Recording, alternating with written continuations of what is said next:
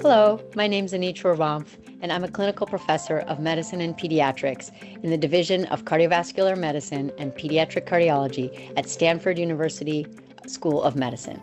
I'm a proud member of the JACC ACHD Consultant team, and it's my pleasure to introduce Dr. Curt Daniels. Dr. Curt Daniels is professor and director of the Adult Congenital Heart Disease Program at Ohio State University Medical Center and Nationwide Children's Hospital. We're delighted to have Dr. Daniels today to give some insight and pearls regarding his commentary entitled The Future of ACHD Care in the U.S. Are we keeping up with the pace of progress? This commentary highlights informative data on workforce and delivery of care issues for this growing population of ACHD patients. And I'm proud to interview Dr. Daniels today. Dr. Daniels, it's a pleasure to have you here. Give us the current landscape of ACHD care, highlighting how many patients there currently are in the United States, how many are expected in the future, as well as the current provider numbers and future predicted provider numbers. Sure, and thank you so much for this kind invitation to talk about the ACHD population and care models in our workforce. I truly appreciate it. Well, we've known for decades that the adult congenital population is growing. It's been part of the landscape from pediatric cardiology to adult congenital heart disease care that children with congenital heart disease are surviving at much greater rates and making it to adulthood at much greater rates than ever before. And this was part of the discussion decades ago that this population was going to grow, continue to grow. And what we've noticed that it's growing not just in patients who have mild disease or moderate disease, but those with the most severe forms of congenital heart disease are now making it to adulthood. And the estimates that the prevalence shift from kids to adults, where now we have more adults than children with congenital heart disease, is mostly driven by those with severe forms of congenital heart disease making it to adulthood. And what this has done is over the last 2 decades, shifted that population where 2/3 of those with congenital heart disease are now adults, and we've known this. And we've gone from about an estimate of 1.4 million adults with congenital heart disease about 10 to 15 years ago to now today, we believe there's about 1.69 million adults with congenital heart disease. So the population is just going like this. And we really don't see a change in that over the next few decades, which I'm sure we'll talk about. So we began, and many people began to develop adult congenital heart disease as a specialty about 10 to 15 years ago at this point, and said, how are we going to take care of this patient population? They're unique, they're complex, they're growing. And so care models were developed with board certification for adult congenital heart disease specialists, accredited centers around the country, fellowship training. And so we're just really trying to develop models to keep up with this population.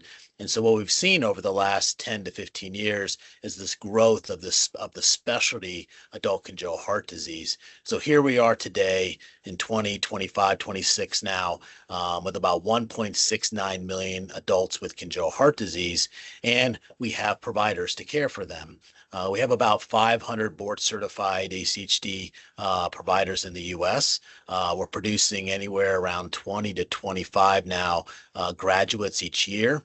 And we have about 50 to 55 accredited centers, ACHD accredited centers around the country. And the question is that really enough to take care of this population? And what's it going to look like in the future? Are we going to catch up? Are we there now? What is it going to take to catch up to that population to provide care for this, again, very robust, complex population? Wow, yeah, a number that stuck with me as I was reading your commentary was a predicted 2 million patients by the year 2050. And just for round numbers, roughly how many at your expected rate of graduation of fellows and providers and so on? Can you give us an idea of that mismatch of how many providers we may have in 2050 at this current pace versus how many patients, that 2 million number? Yeah, I think it's a very complex scenario because it really depends on what population of this ACHD group of patients should we be taking care of? Can we take care of? Should we take care of all the population? Should we take care of those who are most complex? Should we just take care of new patients and then have them cared for by the cardiology community, but just again be more consultants? So it's a little bit of a complex question in terms of how much of that 2 million, which we estimate will be 2 million, 2.1 million by 2050, and it's still going up. And so again, this population is going to rise. And the question is, how are we, is the gap going to widen or are we going to close the gap over time? And what's it going to take to close that gap? So it is going to take a combination of, yes, absolutely more providers. We need more providers. But as the commentary lays out and from the epidemiology that we put into the commentary, it's going to take more than just providers. It's going to take care models and actually a new way of thinking about how we can take care of a very complex population outside of just the providers. You know, in your own practice that we don't do this alone. We cannot take care of this population alone. It takes nurses and nurse practitioners and APPs. It takes subspecialists in electrophysiology and heart failure, interventional, our cardiac surgery colleagues. It takes an entire team to take care of this population.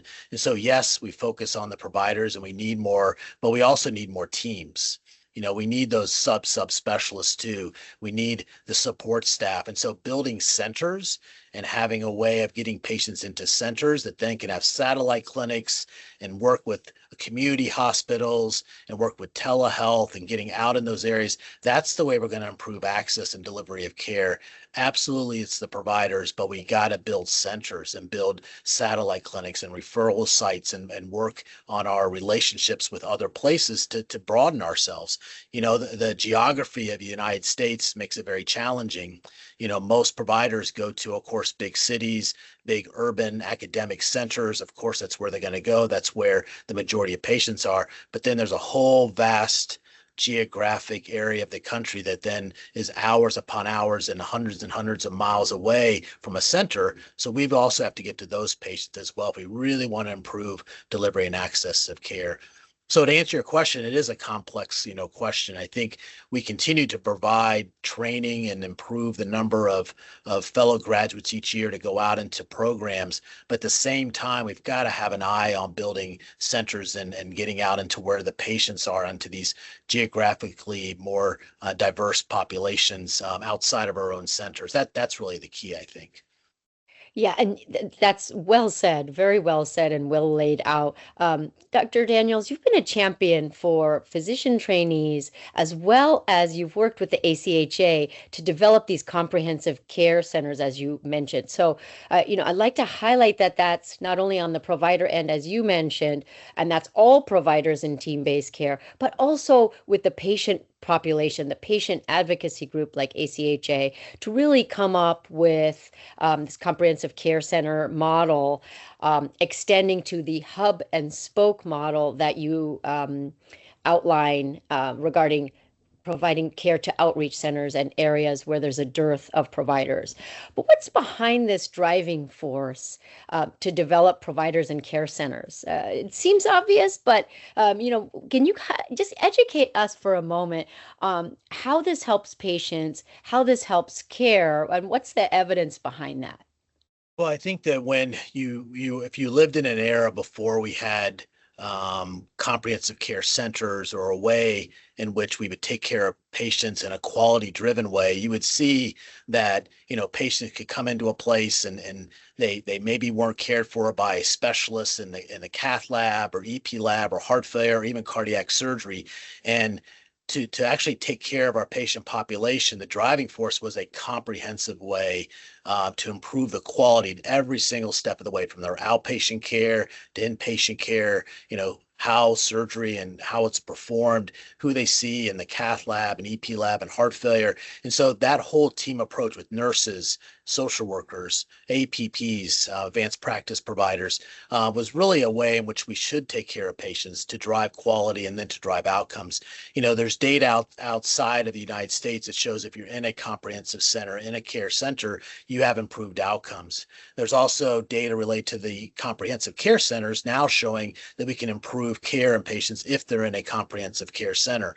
But having said that, we're not going to have enough comprehensive care centers in every place in the United States.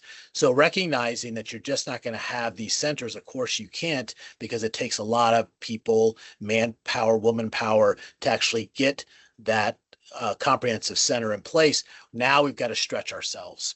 And so if we go from 56 comprehensive care centers today, but importantly, we have over 300 clinics, non-accredited programs, satellite clinics all around the United States that the Adult Congenital Heart Association has identified, over 300.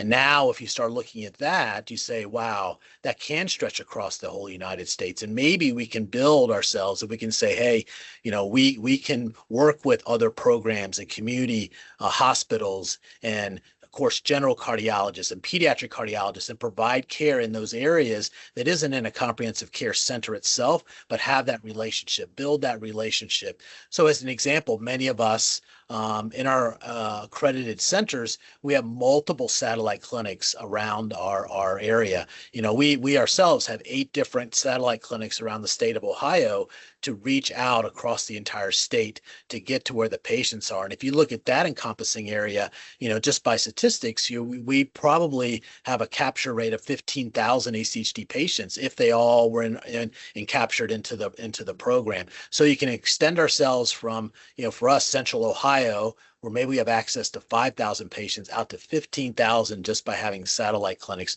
So I think the future is recognizing that, yes, again, providers are very important, and we need to continue to train and produce well-qualified ACHD cardiologists, but at the same time, we've got to build our relationships and get out to where the patients are too. Well said. I think, this highlights this idea of untapped resources. And you kind of speak of some of these in your commentary with regards to getting that care broader. Can you highlight some of that for us in this interview? Sure.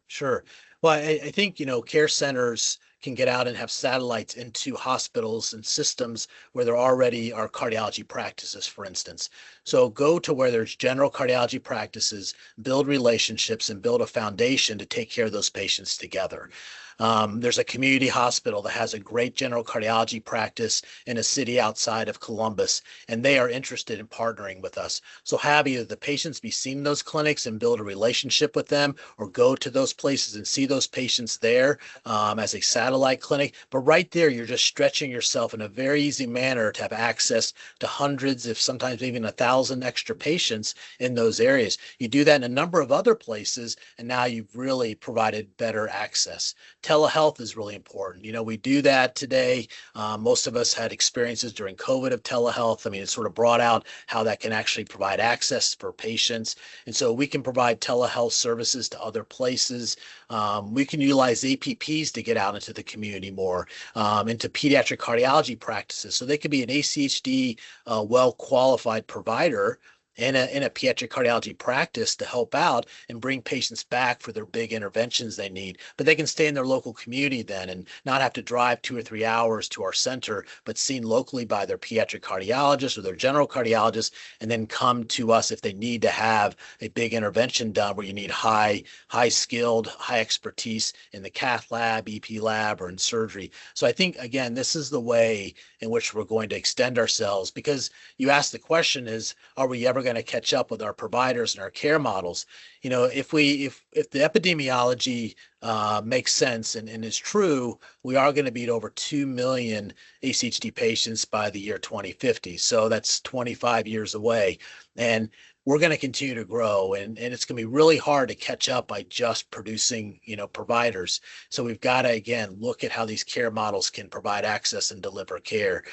We need to produce over 100 cardiologists a year just to have a chance to catch up if you just looked at providers only, 100 a year if you just wanted to do providers only. But at the rate we're at now, if we can build more centers and these relationships, we can actually catch up by 2040. That's very impressive. Many times we spend time highlighting the gaps and very little about how to get there. And I think you've given us a roadmap of how to get there, which is very, very helpful. Lastly, I'd like to highlight the role of guidelines in the care of ACHD patient. As you know, the 2025 guideline update to the previous guidelines from 2018 were just published. How do we deliver guideline-directed care for the future? And can we improve guideline implementation?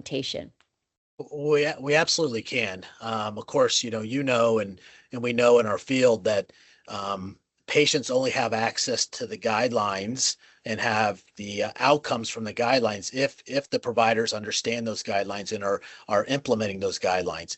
So again, I think there's a great opportunity that in our own centers, of course, we'll be following the guidelines, evaluating and treating patients according to the guidelines.